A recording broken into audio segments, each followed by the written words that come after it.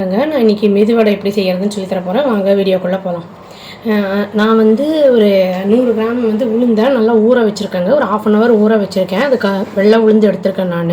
ஏன்னா பிளாக் கூட எடுத்துக்கலாம், நம்ம அது கலர் சேஞ்ச் ஆகும் அப்படிங்கிறதுனால சில பேர் லைக் பண்ண மாட்டாங்க. அதனால் நான் ஒயிட் எடுத்திருக்கேன்.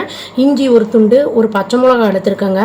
அப்புறம் 1/2 டீஸ்பூன் மிளகு, 1/2 டீஸ்பூன் சீரகம் எடுத்திருக்கேன். எண்ணெய் பொரிப்பதற்கு தேவையான அளவு, உப்பு தேவையான அளவு, இது பெருங்காயம் ஒரு சிட்டிகை, வெங்காயம் ஒரு மீடியம் சைஸ் வெங்காயத்தை கட் பண்ணி வச்சுருக்கேன். உருளைக்கிழங்கு ஒரு சின்ன உருளைக்கிழங்கை வேக வச்சு எடுத்து வச்சுருக்கேங்க.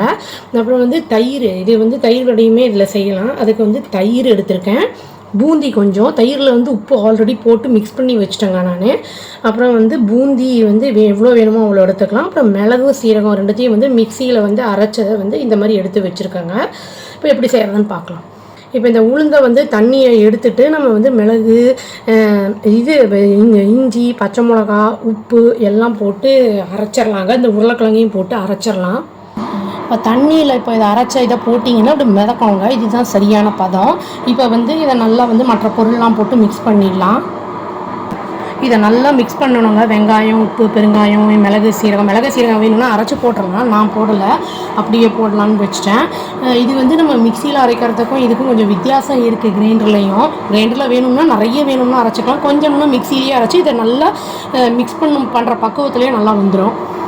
இப்போ அடுத்து வெங்காயம் கடைசியாக போட்டு நல்லா மிக்ஸ் பண்ணிடலாங்க.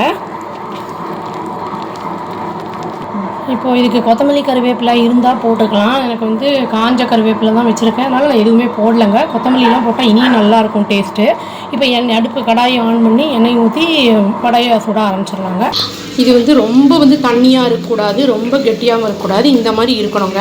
இதை எண்ணெயை காய வச்சு பால் கவரில் வச்சு தட்டி, தண்ணி வச்சு லேசாக தொட்டு கையில் தட்டி எண்ணெயில் போட்டு எடுத்துடலாங்க. இப்போ எண்ணெயை சூடு பண்ணுறேங்க. காயட்டும். ரொம்ப கொதிக்கக்கூடாது, கொஞ்சம் மீடியம் சூட்டில் இருக்கும்போதே போட்டுறணும், இல்லைனா கருகிடும். சிம்மில் வச்சுருக்கேங்க நான், இல்லைனா உள்ளே வேகாது. இப்போ கோல்டன் ப்ரௌன் வந்ததுக்கப்புறம் நல்லா ஃப்ரை ஆன உடனே ஆஃப் பண்ணிடலாம். அது நல்லா வெந்த உடனே எடுத்துகிட்டு அடுத்த செட்டு போட்டுடலாங்க. இது நல்லா ஃப்ரை ஆகிடுச்சுங்க. வேணும்னா நடுவில் ஓட்டை போட்டுக்கலாம். நான் போடல, பசங்க விரும்புறதில்லை, அதனால் போடல. நல்லா இப்படியே நல்லாயிருக்கும் டேஸ்ட்டு. வடை ரெடி ஆகிடுச்சு. இப்போ வெறும் வடை தனியாக வச்சுருக்கேன். ஒரு 4 வடை தயிர் இதில் போட போகிறேன்.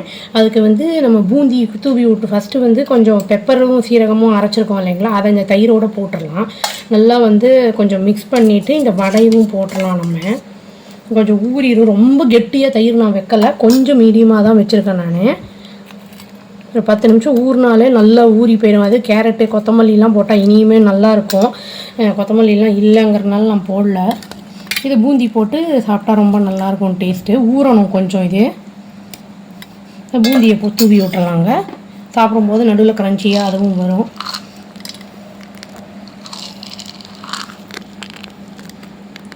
அவ்வளோதாங்க, ஈஸியான ரெசிபி இது. ட்ரை பண்ணி பார்த்துட்டு எப்படி இருக்குன்னு சொல்லுங்கள். தேங்க்யூ.